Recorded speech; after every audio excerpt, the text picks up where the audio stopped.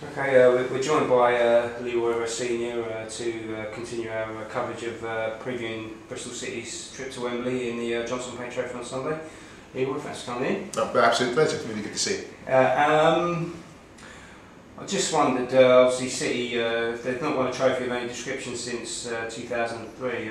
How important is it for the club to win the game on Sunday for the trophy, do you think? Well, now they're there, it's massively important. It'll be a really good reward for the wonderful season that they've had. Not just not the players and the staff that really works there, but for the supporters as well. And I think it will be almost a turning point in the history of Bristol City. You know, obviously reaching the playoff final at Wembley will be the most recent memory of going to Wembley, and that was a horrible one. You know, the way that Hull won. You know, Dean Windass scoring that goal, and everything that's happened since then. It's been on a downward slide. But I think going to Wembley this weekend and coming away with the trophy will really dispel all those memories that City fans have of that last trip to Wembley, and really just show that not only in the league but as a club, Bristol City are here to start getting over that final hurdle. Too often they haven't quite got over that final hurdle. I was manager of a club who went to the Auto Windscreens final. We didn't win that. We've got promotion, but we haven't got into the Premier League as yet. But maybe this is the start of something really, really special, and I think it will be a great start to maybe which could be a fantastic start of a really good history for Bristol City going forward. Yeah, I mean they've had there's some credit for the way they've kind of opened up a gap at the top of the league this season. Do you think that this actually winning the trophy will start to alter perceptions sort of outside of Bristol? I bet they become a bit more noticed nationally, if you know. Absolutely. I work a lot in London, and people will say to me, what's going on down there? That's all I've had for the last 5 years with both Bristol clubs. All of a sudden they're saying, what's going on down there, but with a different tone, you know, in a positive tone.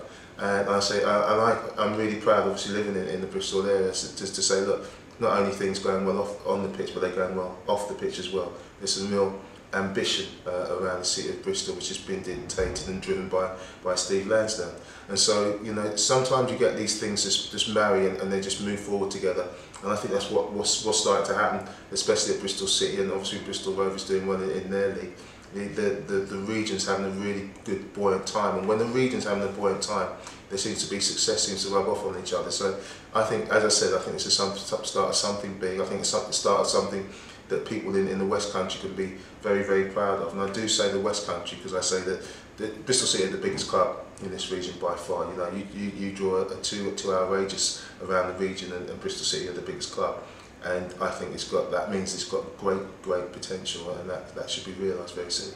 Do you think the outcome of the game, whether it goes in City's favour or whether it goes in Walsall's favour, will have any impact on City's situation in the league?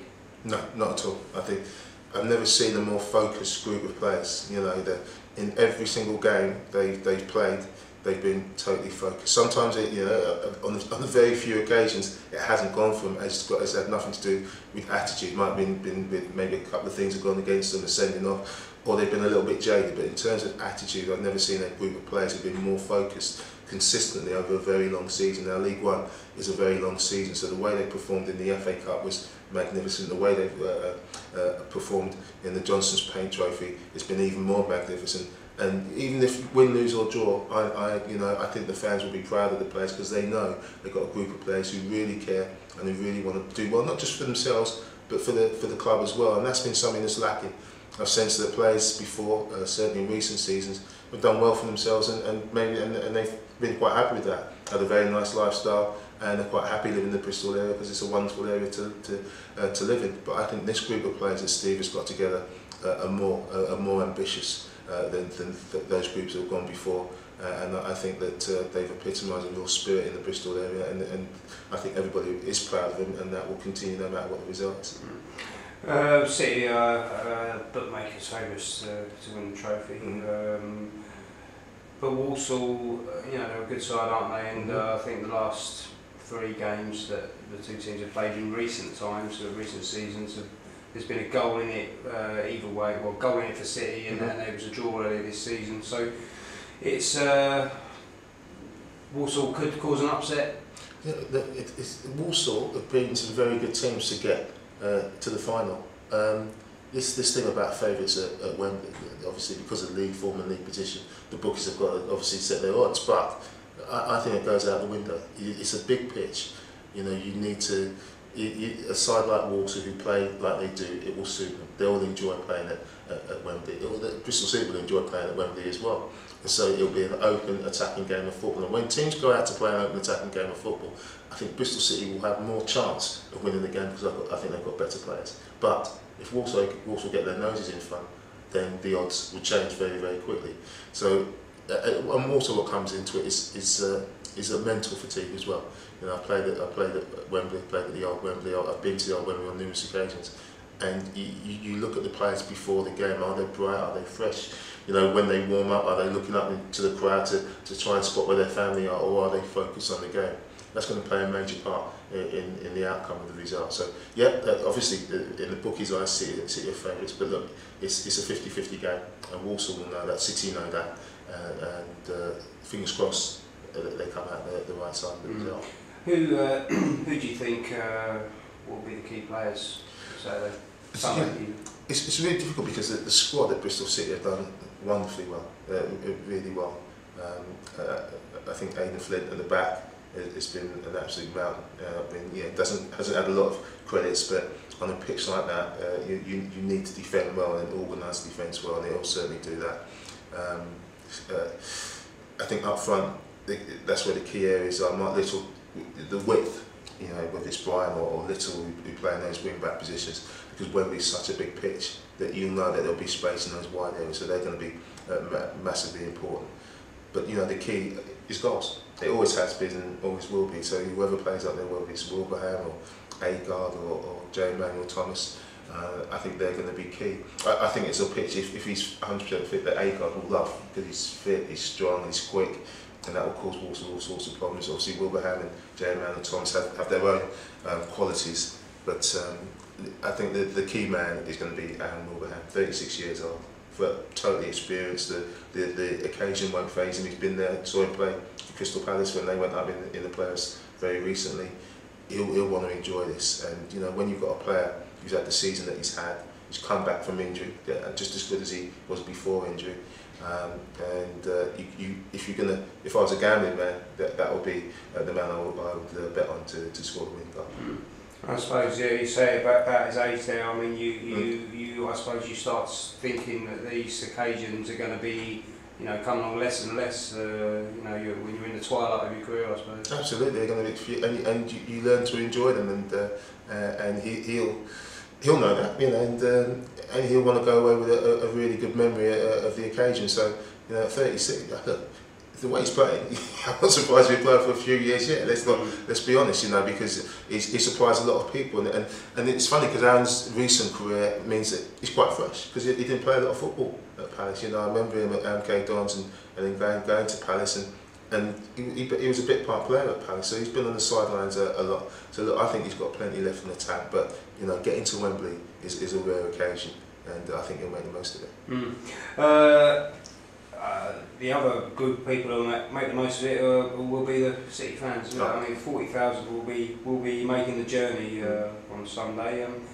How important is it for the club to you know, try and get as many of these to come back, or you know, start to come to City on a regular basis, considering you've got the 27,000 all-seat stadium at Aston Gate, you know, in the pipeline? It's all about the marketing and the people in that marketing office, how they utilise those numbers, because you know, we know that in any walk of business it's all about the numbers, and to get 45,000 people together supporting Bristol City is a great opportunity. The first thing that's got to happen is the team got to play well on the day, make sure they go away with a really good memory. But the mass majority of those people have been going down to Aston Gate most of the season.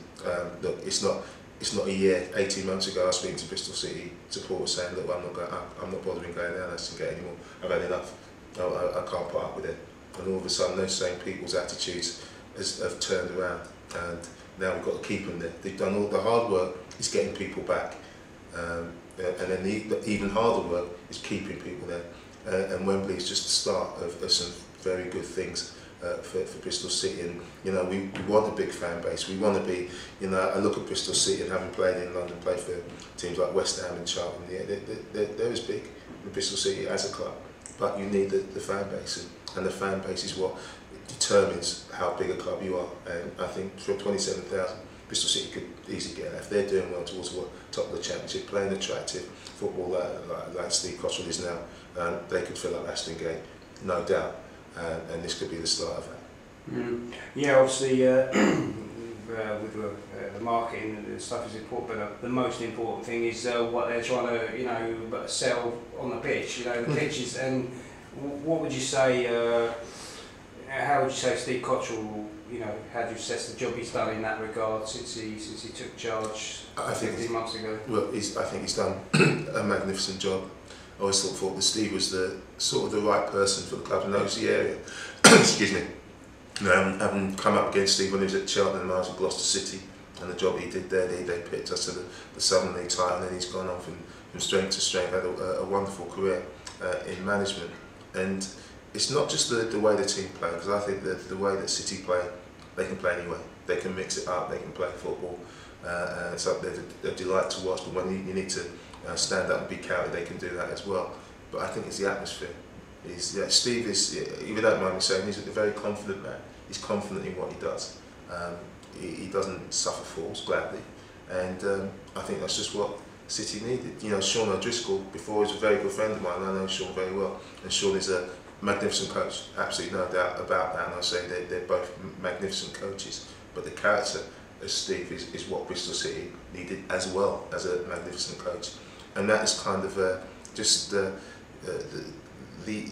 his character's kind of rubbed off on the rest of the football club, and that's what you need. You know, but coming from London, you know, I see teams. I think what's the difference between that side of Bristol City and maybe a club like West Ham? It's a sort of confidence in themselves and an arrogance, but a positive arrogance. And I think that's what Steve's brought to Bristol City. And if they want to continue to be successful, they need to keep that feeling about them, that when they do get beat, that, you know, we'll bounce back. It's not a problem. And I think Steve's done a magnificent job, not just on the training pitch, not just on a Saturday, but around the club. I'm sure it's been a 24/7 job, but it's been a job worth doing. He's done it magnificently well. Okay, Neil, well, finally, going to put you on the spot here. Okay. Who do you think will win the game? What do you think the score will be? Yeah. That's not putting me on the spot. I think Bristol City will win the game, but I think it'll be a lot closer than people think. I wouldn't be surprised if it goes to the extra time as well. So I think Bristol City will win the game. There'll be goals. I think it'll be 2-1 to City. Leroy, thanks for joining us.